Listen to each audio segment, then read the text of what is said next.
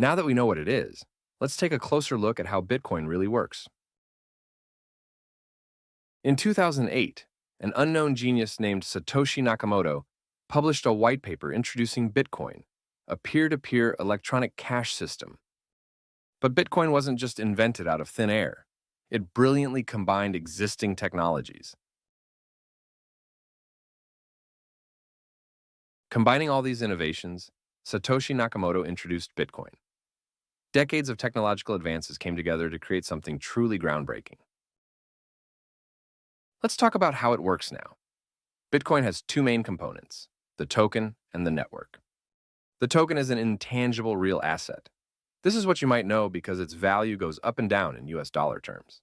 This token only works in the Bitcoin network, so don't try to use it or find it somewhere else. The token is finite. Its supply is capped at 21 million. It is divisible. Each unit can be divided into 100 million parts, with each part called a Satoshi. The token is a bearer asset, meaning that whoever holds it is considered the owner. It can be effortlessly stored with just a number and requires no maintenance. It is verifiable solely by its existence, and it is very hard to confiscate when done properly. On the other side, we have a peer-to-peer network, which means that it's a network built between individuals. To be part of the network, each individual can just download a program and start running it. The Bitcoin network is designed to quickly update token ownership rights worldwide. The network is permissionless. Everyone can download a wallet and start using it. There is no central authority controlling it. The Bitcoin network is akin to the Hydra. If one node is censored or attacked, many others continue to operate, ensuring the network's resilience and survival. But how can I demonstrate ownership of a digital asset? Is the government or a corporation confirming the Bitcoin is mine? As mentioned, there is no central authority controlling Bitcoin. The network updates the token ownership rights every 10 minutes. All you need to own Bitcoin is a public key and a private key. Think about it as a random number that identifies a mailbox and a random number which is the key for that mailbox. So the private key is what literally gives you ownership of your Bitcoin. Remember, not your keys, not your coins.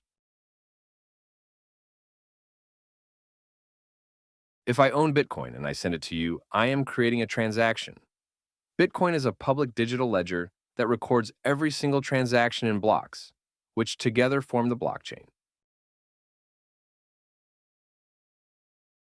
The blockchain is nothing but an open ledger that includes the entire history of Bitcoin transactions since it started in 2009. Every 10 minutes, a new page with new transactions is added to the ledger by the miners. Everyone running the Bitcoin software receives every transaction broadcasted to the network. When I send Bitcoin to you, that transaction gets stored in what's called a common pool. The miner picks up transactions from the common pool and tries to find the next block. Once found, he adds these transactions to the ledger as a new block, and all participants in the network ensure that the miner is not cheating. But what exactly do the miners do? Bitcoin mining isn't like real mining. It's more like solving a hard puzzle. It's a competition. When someone solves the puzzle, they get a reward in Bitcoin tokens. People all over the world try to solve these puzzles to earn Bitcoin. As you've probably heard, this competition requires energy usage. This means that miners are incentivized to look for the cheapest energy possible on Earth. And what is the cheapest energy on Earth? Wasted energy. So, contrary to what you've heard about Bitcoin mining's energy usage, no industry is more incentivized to innovate in the energy sector than this one. Balancing excess supply on the grid and capturing methane from landfills instead of releasing it into the atmosphere are just two examples that often go unmentioned in the news. Instead of describing Bitcoin mining as wasting energy, it's more accurate to say that Bitcoin mining saves energy.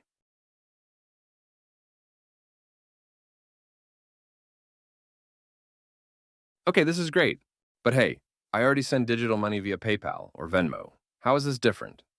When you transfer money online using your bank account or pay with your credit card, there are many intermediaries checking that you're not cheating and taking a cut of the transaction.